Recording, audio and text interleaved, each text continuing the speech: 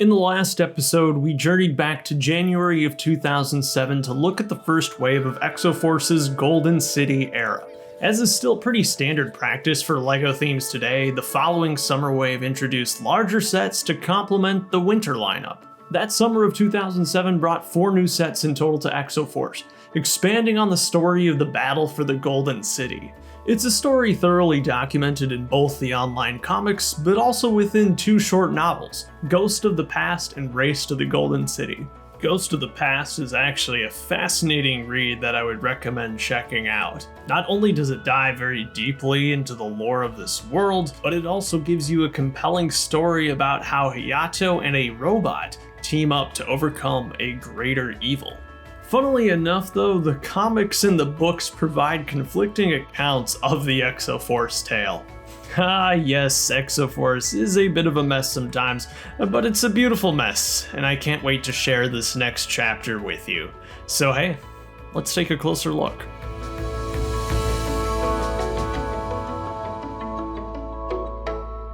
Thanks to the Big Moochies for sponsoring this video. More about them later on.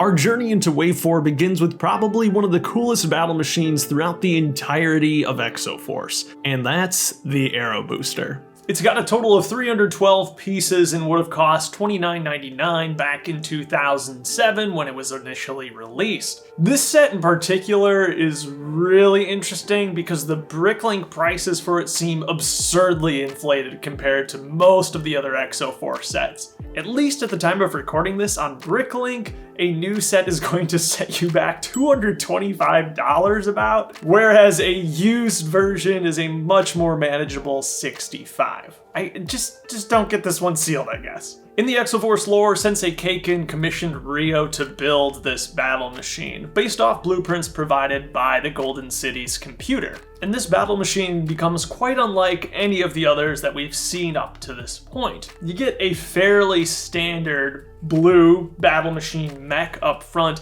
and it's got a giant booster pack attached to the back. And that's where the awesome factor of this set comes in. The proportions here are absolutely ridiculous. This is such a great instance of LEGO really embracing this genre and going all out. And not only is this concept very satisfying, I think the execution looks great too. I think that comes through very well, especially in these fins you've got jetting out from the booster pack. And it is worth pointing out that these red fins are an exclusive recolor for this set, interestingly enough. There's also 2 arms on the booster pack that have weapons, massive guns of course, on each side. Beneath all of this is a handle, and this is where the real joy of the set comes in, just being able to fly this around without worrying about anything falling off. There's even a trigger that remotely operates the little cannon on top. It fires very easily. I think I surprised myself there a little bit, but still just a really satisfying set to hold. And as you might expect, the battle machine can separate from the booster pack. This battle machine in particular actually shares a lot of similarities with Ryo's Cyclone Defender. Much of the construction is identical. And unfortunately, and I was a bit surprised by this, you can't put Cyclone Defender on the booster pack. That would have been really, really cool. There's another unexpected little gimmick of this little mech. It's that you can take this Technic axle coupler here and use it to hold one of the large guns from the booster pack. It's not at all practical, but it's a fun little addition nonetheless. Just adds a little bit more value to the set. Undeniably though, the set is at its best when it's paired with the booster. It just makes great use of a lot of the large specialized elements that you saw throughout Exo-Force, especially the turbine pieces. So this is another special recolor for this set. You've got blue marbled in with the pearl silver. It's a really pretty element. Definitely doesn't look Lego-like. Even the plastic is different than your regular ABS. It scratches and bends a lot more easy, but it's a really cool effect, especially that they've gone ahead and marbled it like that too.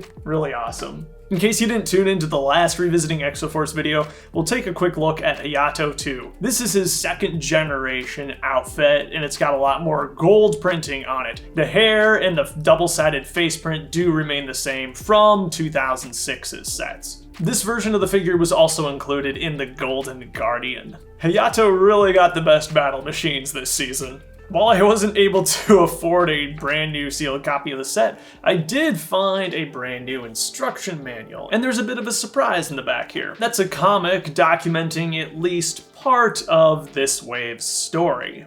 And yeah, watch out, there's a few spoilers for the sets that we're going to review in a few minutes. The Aero Booster shows up at the end of the comic to save the day. And actually, according to the LEGO Exo-Force lore, this is the most powerful human battle machine for the Golden City. And looking at the booster pack and the two massive guns on either side, I'm inclined to believe that. The next set, Fight for the Golden Tower, is something of an outlier amongst the other Exo-Force sets. There are only two other structural sets in the entirety of Exo-Force, and that's going to be Gate Assault from Wave 1 and then Sentai Fortress from Wave 2. This is really our only depiction in official LEGO set form of what the Golden City looks like. Don't worry, if you were missing some battle machine, it's got one of those too.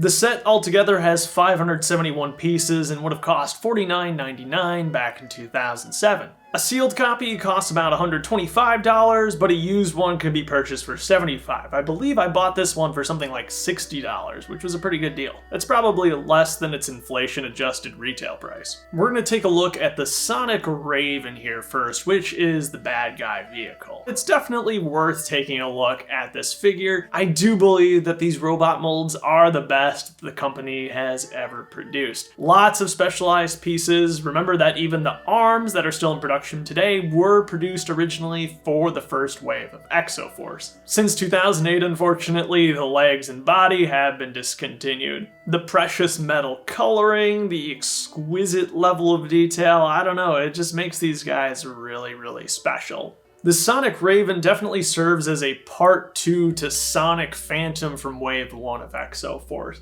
It's even got the same familiar big turbine pieces on either side. The Sonic Raven is not nearly as iconic in my mind as the Sonic Phantom. It's a bit messier and the shaping just isn't as memorable as that first set. But there are a few really cool play features that this one has that the Sonic Phantom cannot boast of. Like firing missiles, very similar to the Aero Booster. There's a handle beneath the thing and you can easily remotely shoot these off on either side. And then the turbines are actually geared up in a very interesting way, and that they spin. Actually, I can feel a bit of a breeze coming off of that too. It just uses a pretty insane gear ratio and a lot of momentum to get this thing spinning for a good long while, and there's one of those on either wing. It would be amazing if you could operate them both using a single crank, but even so, it's a fun feature and it's very satisfying to mess around with. The Devastator pilot remains largely exposed in his cockpit up front, where he's got 3 stickered control panels. But that's enough about the Sonic Raven. Let's take a look at what we're all here for.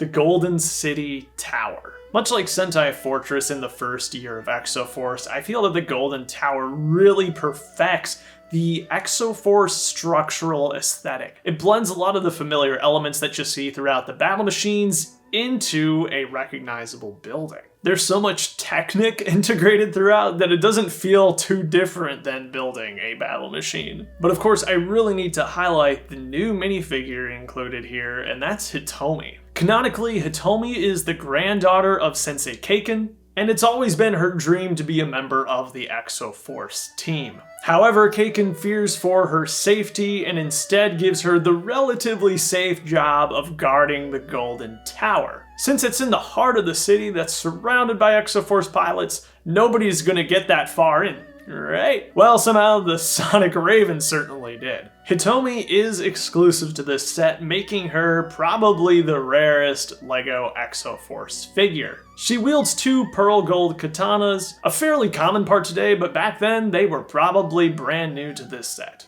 Like many other Exo-Force sets, this thing still has plenty of stickers, and it's worth pointing out that they use a bit more of a shiny gold sticker. And it's clearly not an application that has stood the test of time, as you'll see all the stickers are very well and thoroughly cracked. I don't know, kinda adds a fun aesthetic though. There's all sorts of functionality built into this tower too. For instance, you can lower this very, very steep ramp up front to provide access to the vault and computer room, though doing so will greet you with 2 lovely missiles.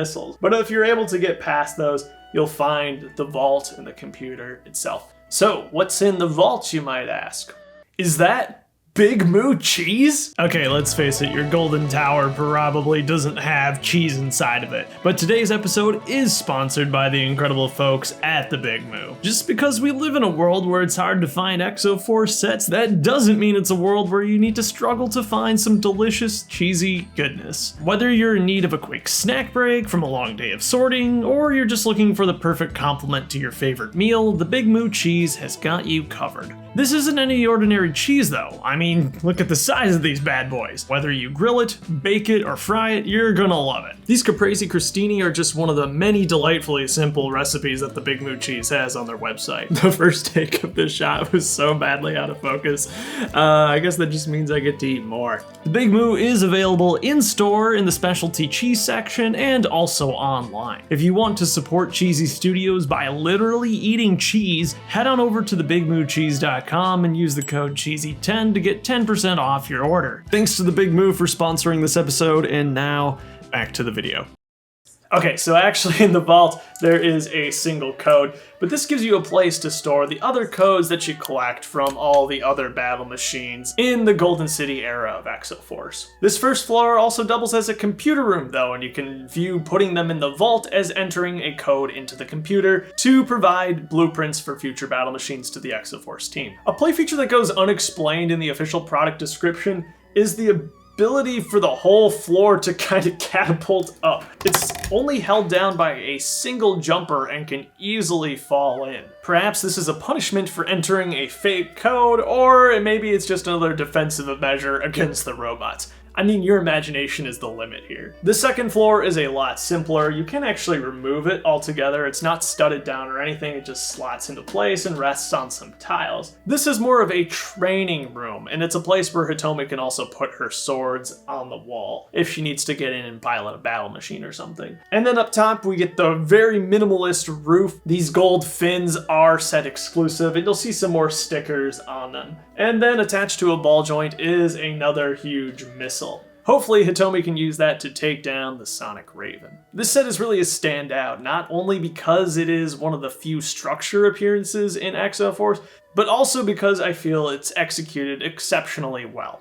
The Sonic Raven might be a bit forgettable, but the titular Golden Tower definitely lives up to the hype, and it really makes me wish we saw more structural components of the Golden City depicted in official sets. Between the front gates, a repair bay, I feel there was still plenty of potential, but it just wasn't meant to be. The inclusion of Hitomi here also makes this set pretty desirable. She is, after all, the only female minifigure in all of Exo-Force. I do have the instruction booklets for the Golden Tower as well. The first booklet features some cool promotional imagery, including all of the sets against the backdrop of the Golden City, both waves excluding the special edition sets. The second one just features the same comic that we saw in Aero Boosters, just in a more vertical format. That's the only change. I don't think this is gonna fit on here, guys. That's pretty close. Good enough. So that's going to bring us to the big bad of Wave 4, the Mobile Devastator, the second largest LEGO Exo-Force set ever made. It clocks in at an impressive 1,009 pieces and has no less than 13 minifigures. Originally it retailed for $89.99, but a new one's going to cost about $250, or a used one still about $175. This, unsurprisingly, was the vessel for Mecha 1's largest attack against the Golden City. Canonically, it could hold 200 iron drones, and there were multiple mobile Devastators going up against the Golden City. The set also includes a human battle machine. That's the Blazing Falcon. Canonically, this is actually the battle machine of Hitomi, who eventually does become an Exo-Force pilot. However, Rio, who also features in Cyclone Defender and the set we're going to look at after this, is included here too. The Blazing Falcon makes for a pretty standard Golden City era human mech. It does feature waist articulation, which is greatly appreciated. And it certainly wouldn't be a Wave 4 set without another missile mounted on top. I've actually got quite a pile of missiles going on the floor here right about now. It's pretty impressive. The Blazing Falcon has very interesting weapons. You get the usual hands here, which unfortunately are incapable of holding anything, but you've got these huge claws on either side, and the ball joints make those really easy to move around. It's a fun feature, and you can kind of picture this ripping through the armor of the Mobile Devastator. The battle machine is relatively lightly armored because it is capable of flight. It needs to be lightweight to zip around. I think the shaping is pretty cool, but it definitely falls into the same traps as the earlier mechs from Wave 3, and that the color blocking is just a wee bit messy, especially compared to the first era of Exo-Force. Sizable though the Blazing Falcon is, it pales in comparison to the absolutely ridiculously massive Mobile Devastator. Even all these years later, I have to imagine this is one of the largest land vehicles that LEGO has ever produced. You don't have to look too hard to find a lot of holes in the thing and see that it is a very skeletal build, as you might suspect. But for the most part, the designers have done a really good job at fleshing it out and making this thing feel like a tank. Rather unsurprisingly, the huge lime green wheels here were produced originally for this set, though they were repurposed in 2009.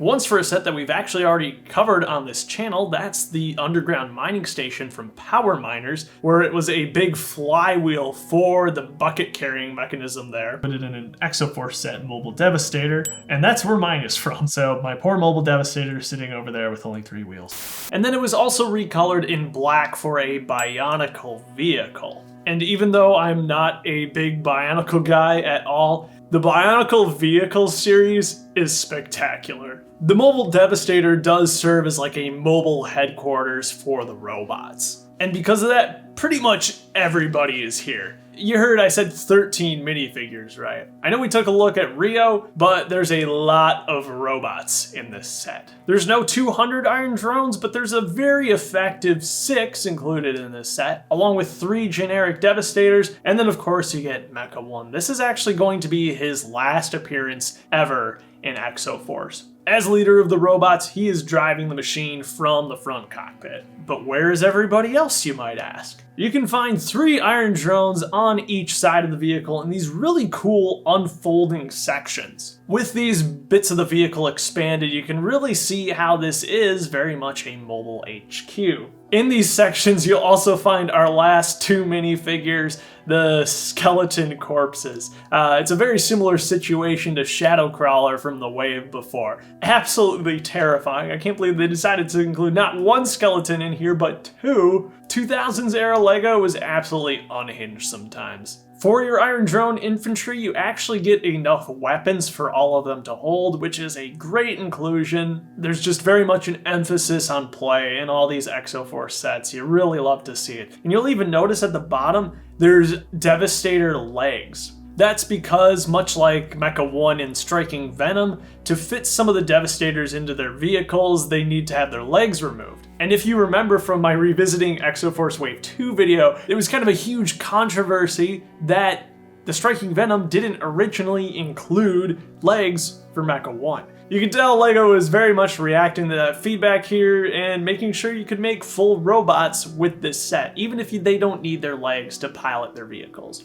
These 2 side sections snap together very satisfyingly and are held in place by rubber bands. They're even colored in green here, so they kind of match the aesthetic, which is really nice. I've got to point out the absolutely huge stickers that you'll find on either side of these. These are pretty much like your UCS sticker plaques. It is an 8x16 tile. It's pretty on brand for Exo-Force, but I really think this sticker in particular showcases some of the weaknesses of the stylistic change from 2006 to 2007 of Exo-Force. It's just a really flat graphic style, and when it's placed across such a huge flat piece, it's just a little meh. LEGO today loves to hyper detail, and you would not see anything like this in a modern set. The opening side panels are not the full extent of the Mobile Devastator's transformations though. You can actually lift up this middle bit to become a full attack mode tower thing. This set is so crazy, so much fun. Atop that tower is a control station for another Devastator,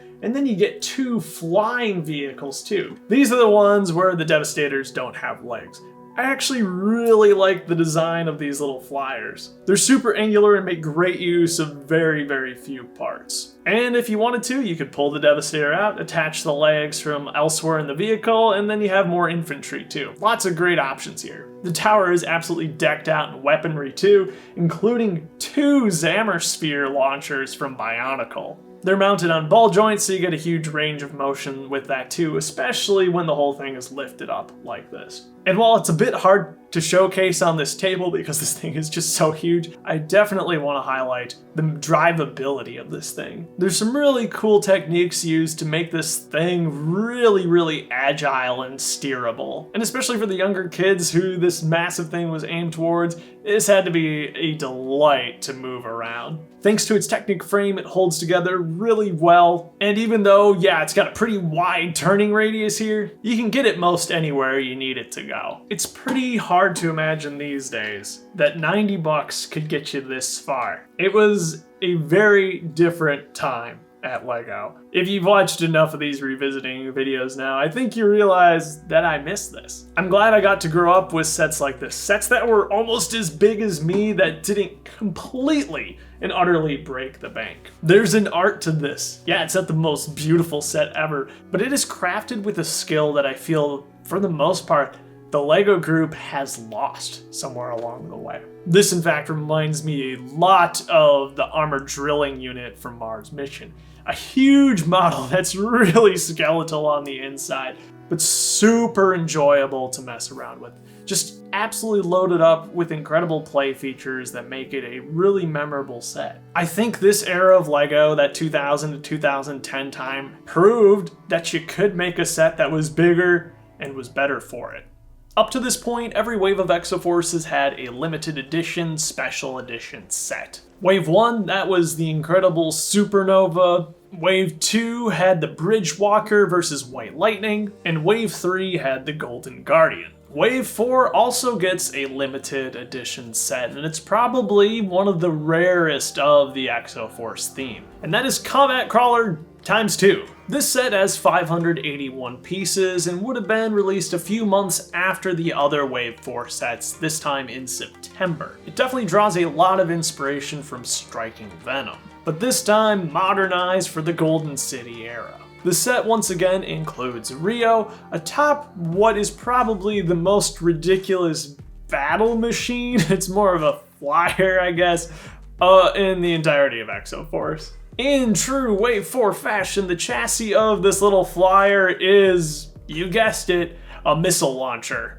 There's just a handful of weird parts tacked onto it to make it resemble something, I guess. Goofy as it looks, it has good functionality. It has a little handle and the gun is mounted upside down so you can trigger it like a gun pretty easily. I guess the one advantage of this is that it doesn't eat up too much of the parts budget that should be dedicated to the main model. This was definitely a dream set for me as a kid, one I was never able to get my hands on, and I can pretty confidently say it does not live up to the hype. It's a weird looking model. Combat Crawler ×2 is aptly named because it does split into 2 vehicles. You get the crawler, and then there's a smaller battle machine that breaks off out the front. But it's another weird one too. Compared to a lot of the other Golden City era sets, I think the color scheme works here pretty well because it isn't too muddied by that red accent color. It's used sparingly and appropriately. The articulation on this one is a bit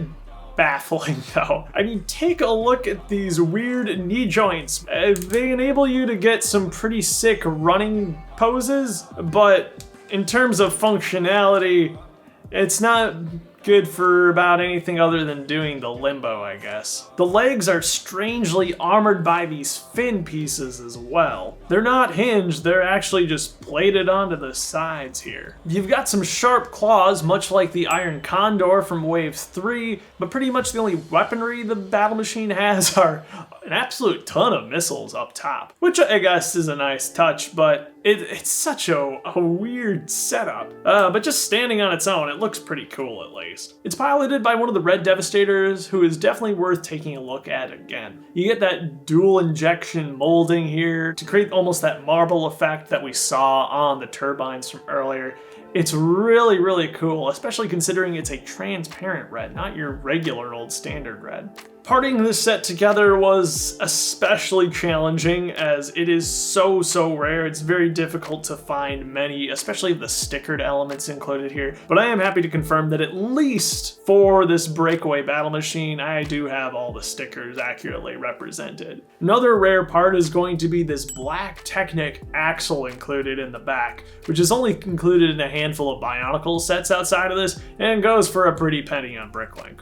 With the battle machine aside, we get a better look at the crawler itself. It's piloted by a standard iron drone, which is always good to get more of. It's a very spindly thing, and unfortunately, much like Striking Venom, there's hardly any articulation. In fact, the back 4 legs are completely locked in place. You only get some movement out of the front. It's kind of a pity because one of my biggest complaints about Striking Venom was the lack of posability. So the fact that they've carried that weakness on over into this one sucks a lot. There's some very interesting detailing going on throughout the sides. Even got some flames spewing out of the engines here, which is definitely noteworthy. And then around the back, you actually get a prison where you can put some humans in there. I think that's kind of an interesting touch and very useful. And then on top of the vehicle, you've got another huge cannon. You've got some spare ammo stored on the sides here. So it uses this piece here recolored in black that I'm most familiar with from XXL Mobile Crane from City. And so there is one of those spring-loaded shooters mounted inside of that, interestingly enough. And it still fires out very well. Instead of the scoops that we saw in Striking Venom, we get more fittingly some claws on the base of the legs. And you also get this very interesting Bionicle weapon piece used as these big front toes of sorts. It's a really goofy looking machine. I can see where they were going with it, but I just don't think it quite does it for me. It's an interesting note to end our look at Wave 4 on. Historically, up to this point, the special edition sets have been some of the best, if not the best, of their respective waves. Yet this is probably by far the weakest of Wave 4. Just from a playability standpoint, an aesthetic standpoint, and just a logical standpoint. If childhood you also had dreamed of getting this set, don't worry, folks. It ain't worth it. Nonetheless, it's still a really interesting part of the collection to have, and I'm so glad that I did get to experience it finally for myself. It's not without its perks, don't get me wrong. I think some of it works pretty well, but it just lacks a finish and polish that we've come to expect from the other battle machines. I've also got a description for a combat crawler here too from the catalog. This massive mechanical menace is 2 mighty battle machines in one. In combined mode, it scales the cliffs of Sentai Mountain or the walls of the Golden City with its clawed legs, prison capture cage, and powerful firing cannon. But when the battle gets tough, its front end detaches to fight as a raging robot battle machine of its own. It's up to Ryo and his missile-launching Strike Flyer to stop them both. So there you have it. These are the last 4 sets of the Golden City era. There's only one more wave of Exo-Force to cover, and that is going to be the Deep Jungle. While for me, nothing will ever beat the first year of Exo-Force, the 2006 sets, there's still some really memorable inclusions in Wave 4. Primarily here, the Golden Tower, which looks so awesome, and then the absolutely crazy fun package that is Aero Booster. And even though it's a bit goofy looking, the mobile Devastator is going to keep you entertained for hours as well. In a climactic battle against the humans and robots at the peak of the mountain, the Exo-Force team is once again able to send the robots retreating. The endings of the comics and the books vary drastically. In Race to the Golden City, Hitomi and Takeshi help find one final code for the computer, which ends up being the blueprints for Mecha 1, and ultimately the way to destroy him once and for all. In the comics, however, the humans are still victorious in the final fight, but Sensei Kaken is captured. Mecha 1 retreats in the mobile Devastator with Kaken into the jungle at the base of the mountain. And that is what kickstarts Wave 5 as the Exo-Force team follows them down and attempts to rescue him. And we'll be covering all that in our Revisiting Exo-Force Wave 5 video. One last journey into this really awesome world. So as always, thank you so much for tuning in. And before you leave, be sure to check out the Big Moo Cheese, because they'll make your day even cheesier yet. Have yourself a great life, y'all. I'll see you next time.